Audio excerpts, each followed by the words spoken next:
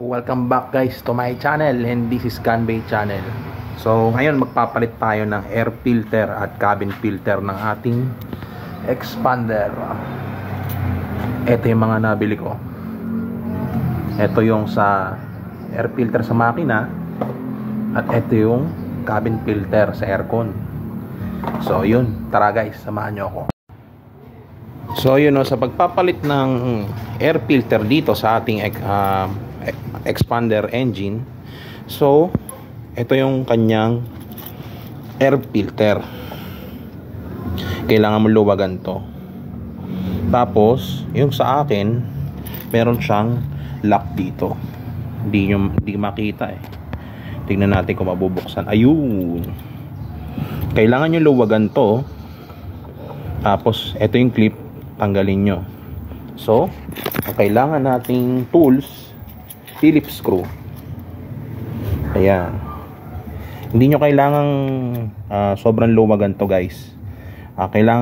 Ibig ko sabihin, hindi nyo kailangang tanggalin to, itong lock na to. Kailangan nyo lang luwagan, which is madali lang naman siya luwagan. Ganyan lang. Ayan. Pagka maluwag na siya, yan, loose na, nawawala na siya sa posisyon, hugutin nyo tong hose. Eto, kasi loose na siya eh. Pero tanggalin nyo muna tong clip. Yan, tanggalin nyo yung hose. Yan. Dahan-dahan lang guys, kasi baka magalaw nyo yun sa ilalim. So ito, ayan, tanggal na siya. Pagtanggal niya, ayan, kalas na siya, nakikita nyo. Angat nyo lang tong plastic na to. Plastic lang naman to eh. Yan, angat nyo lang.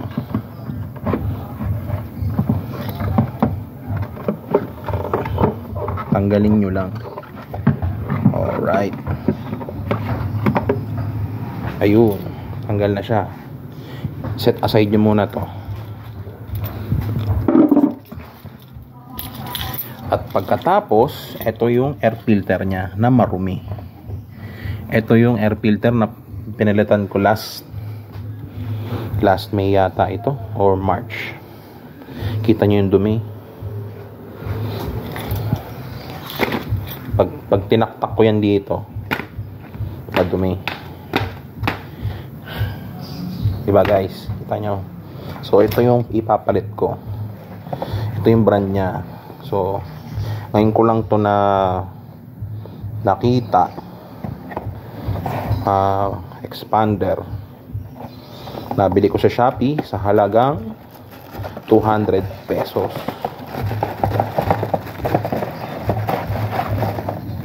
Ayan ang pagkakaiba. Pero original talaga sa expander is makapal. Size comparison. Tanggalin natin yung plastic. Ayan, diba? Saka yung dumi niya, ang dumi na ito yung bago.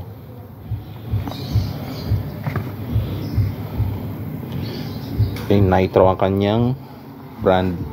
So ganun, ipapasok nyo lang dito. Swak na swak yan. O diba? Swak na swak. Ibabalik nyo lang yung kinuha nyo tong plastic. It's up to you kung gusto mo rin linisin ito. So ayun, naibalik ko na siya. So ngayon, ganoon lang din, ibabalik nyo lang din yung hose. So suksok nyo lang din to. Kailangan itong dulo ng hose sagad dito bago nyo higpitan, ha. Okay guys, ngayon ito, lock nyo muna yung clip. Yan, tsaka nyo ngayon hihigpitan itong tornilyo. Okay. So yun, naikabit ko na. Sinindihan ko yung makina kasi halos 1 week hindi na nabuksan to, para painitin lang. Okay. So susunod natin papalitan etong cabin filter sa aircon. Pag pinalitan nyo to guys, ang mangyayari, mas maganda yung buga ng aircon nyo, mas malakas ang buga ng hangin. So ito siya. Ang alam ko fit ito sa Mirage. Ito yung laging binibili kong cabin filter kasi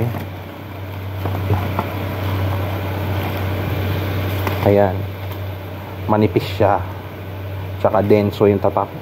Kilala mo, nasa 250 lang to guys sa Shopee. So buksan natin yung cabin. So ang pagbukas nyan, hatakan nyo lang dito, buksan nyo tong glove box, hatakan nyo lang to, dyan din sa kabila, babaan nyo yan. Ito na yung cabin filter nyo. Ito, yan, open nyo lang yan. Pag open, tanggalin nyo tong cover na to, yun ang bubungad sa inyo. Kunin natin yun. Ito yung aking cabin filter. Linis, di ba? Ito yung bago. Alright, buksan natin yung bago. So ito na yung bago, ikakabitan natin, no guys. Sana makatulong to sa mga bagong owner na expander dyan, no.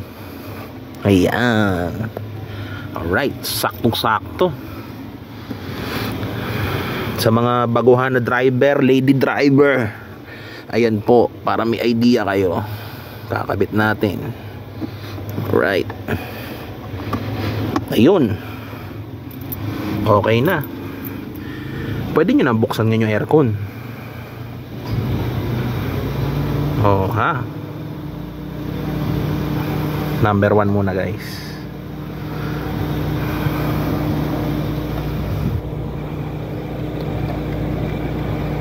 Yan, may lumakas nga yung hangin, yung buga, lumakas.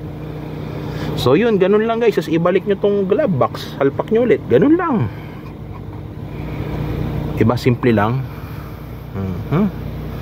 Malakas na ulit yung aircon, buga ng hangin. So yun, no, ito yung air filter Nitro air fuel oil filters. So nabibili to sa Shopee sa halagang 200 pesos. 200 guys. Yan, fit to sa expander. Tapos ito yung cabin air filter, 240 something to guys. Malaki lang yung box pag dumating, pero maliit lang yung laman. Swak na swak to sa expander. So itong suggest na ipalit nyo sa cabin filter, yan ang suggestion ko guys. So ito around 240. So wala pang 500, meron, napalitan mo na yung mga filter mo, mga basic maintenance ng sasakyan nyo. So yun lang guys. Maraming salamat sa panonood. Ito si Ganbay Channel. Sana nakatulong sa inyong car maintenance, sa inyong mga expander at tulad ng sa akin.